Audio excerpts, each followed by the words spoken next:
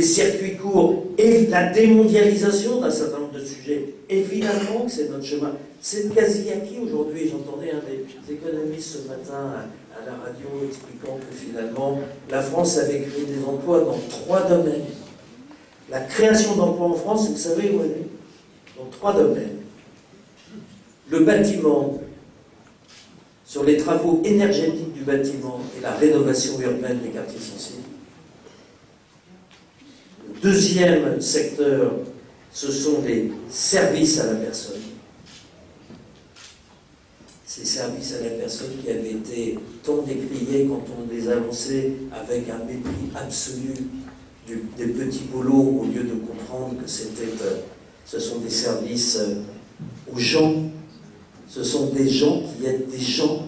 C'est un modèle économique où on acquiert du bonheur, du service, plutôt qu'une paire de chaussures en plus. Et le troisième, c'est la transition énergétique.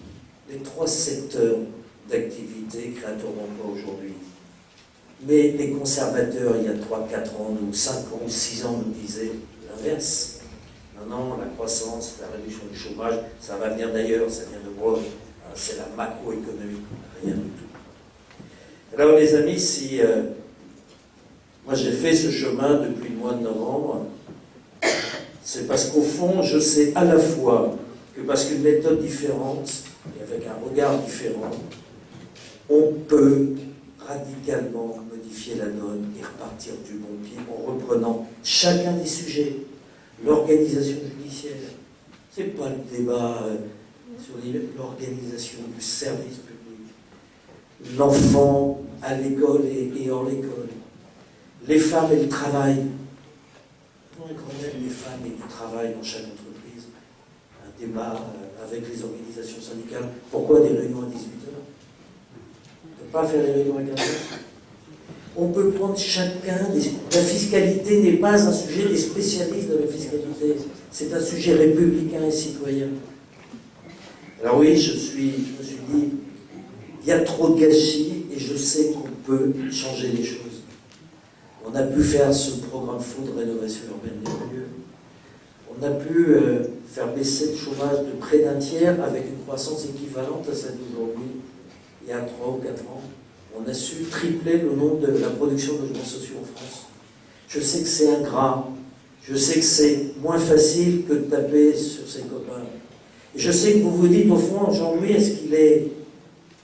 On ne doute pas de sa volonté, on ne doute pas de sa détermination, on ne doute peut-être pas même de sa tranquille capacité à fédérer. Mais est-ce qu'il va savoir donner des coups aux autres dans une campagne? Au fond, c'est une question que j'ai souvent entendue. Et je pense qu'une campagne de 2012, on va faire le pari qu'elle sera pour nous non violente. Parce que la non-violence, c'est la vraie force. Les grandes mutations se font dans la puissance des causes et des convictions. Oui, elle sera faite dans la bienveillance. Voilà. Alors, je m'y prépare, bien sûr. C'est un chemin, évidemment. Et je voudrais simplement vous dire en conclusion que de la même manière que Valéry Giscard d'Estaing avait gagné en 1974, alors qu'il était très minoritaire au Parlement, mais tout d'un coup, majoritaire dans un pays. Pourquoi? Parce que lui et quelques-uns autour de lui avaient anticipé des évolutions de la société que l'autre n'avait pas anticipées. L'autre, les conservateurs qui regardent toujours avec les mêmes lunettes.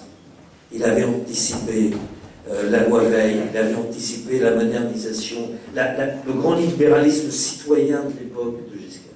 Eh bien, nous pouvons gagner cette élection parce que je crois que ce sera moins la rencontre d'un homme et d'un peuple que la rencontre des anticipations face aux réalités et la rencontre d'une vision face à des inquiétudes.